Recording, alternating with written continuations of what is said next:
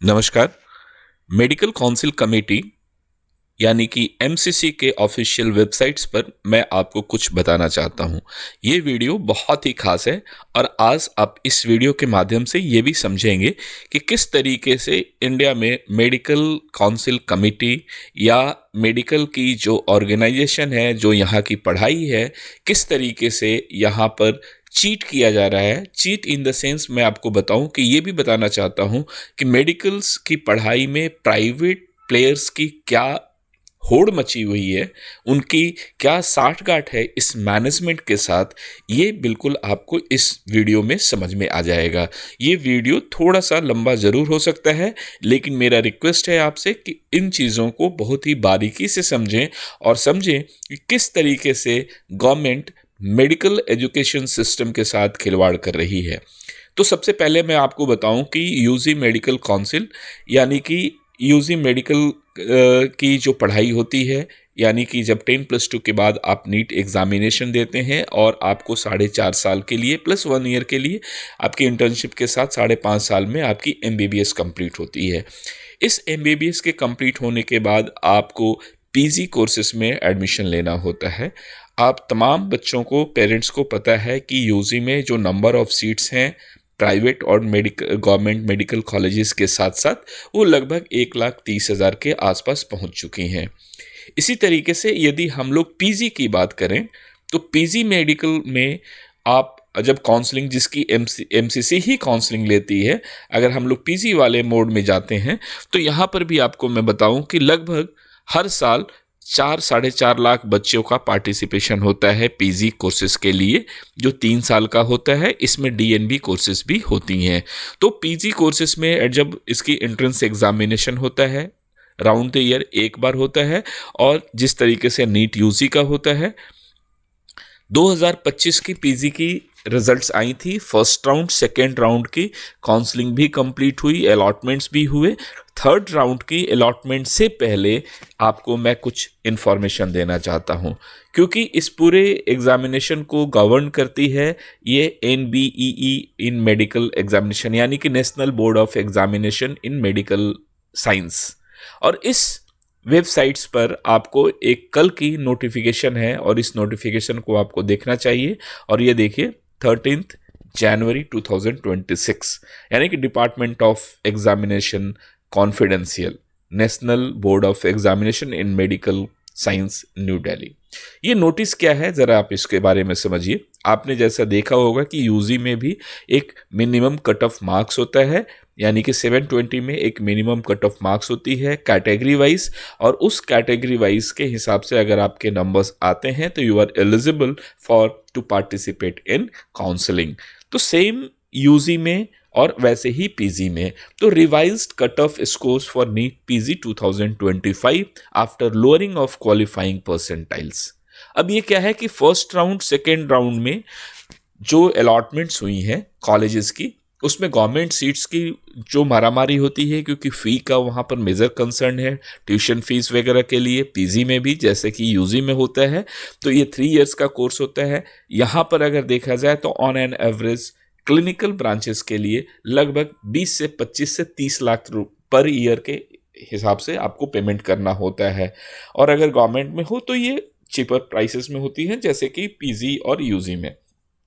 अब यहाँ पर देखिए गवर्नमेंट ने क्या किया कि फर्स्ट और सेकेंड राउंड में तो पीजी की सीटें अलॉट तो हुई, गवर्नमेंट की सीट्स, लेकिन बहुत सारे तमाम ऐसे प्राइवेट सेक्टर्स के प्लेयर्स हैं जहाँ पर पीजी की सीट्स हैं, जो मेडिकल कॉलेजेस में बैकबोन के रूप में पीजी की सीटें होती हैं। यानी कि वहाँ पर जब बच्चे एमबीबीएस के बाद पीजी कोर्स कंप्लीट करते हैं तो उन्हें एक ऐसी मास्टरी मिलती है, यानी कि वो पोस्ट ग्रेजुएट हो जाते हैं कि फाइनली वो अपना करियर स्टार्ट कर पाएँ, और हम मानते हैं कि वो एक बेहतर डॉक्टर हो चुके हैं।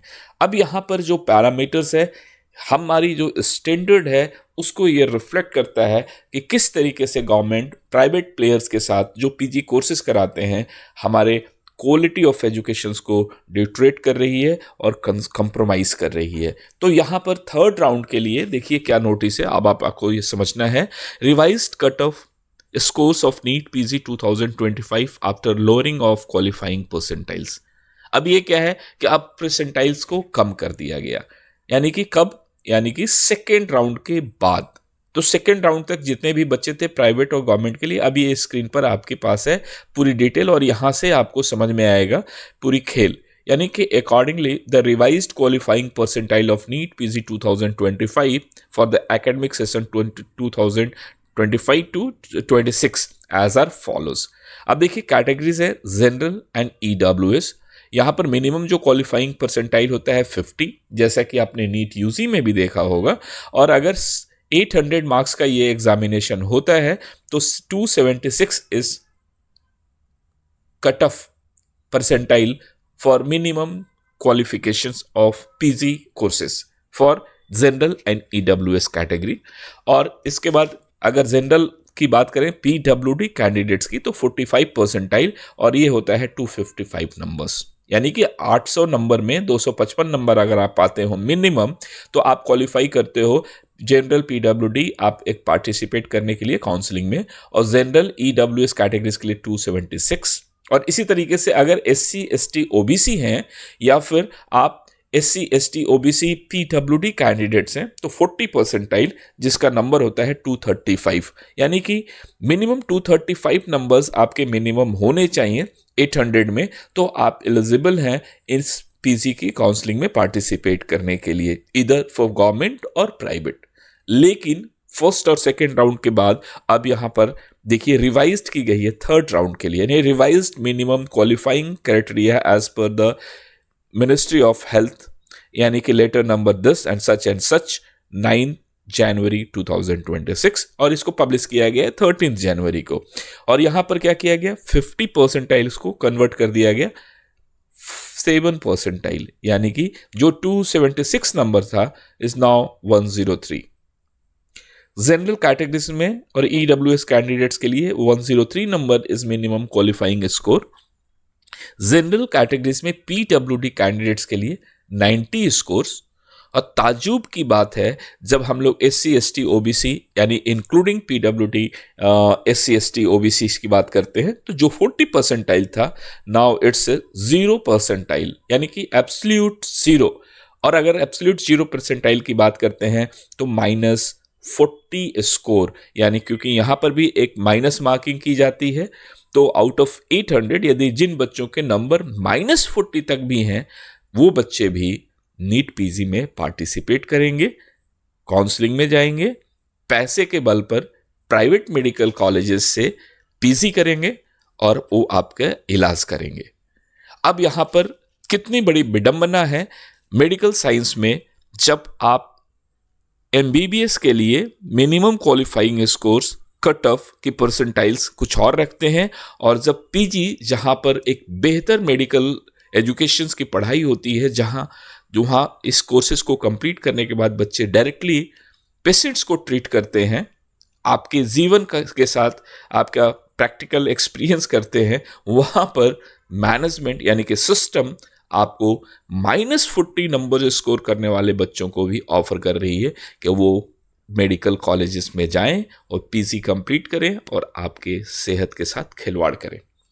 ये वीडियो आपको कैसा लगा, आप अपनी राय जरूर कमेंट करके बताइएगा।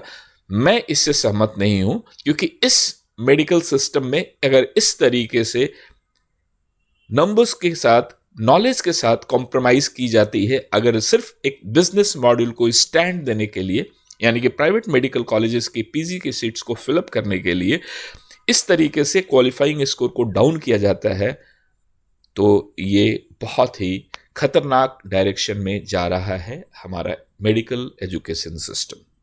आप अपनी राय जरूर मुझे दीजिएगा कमेंट करके।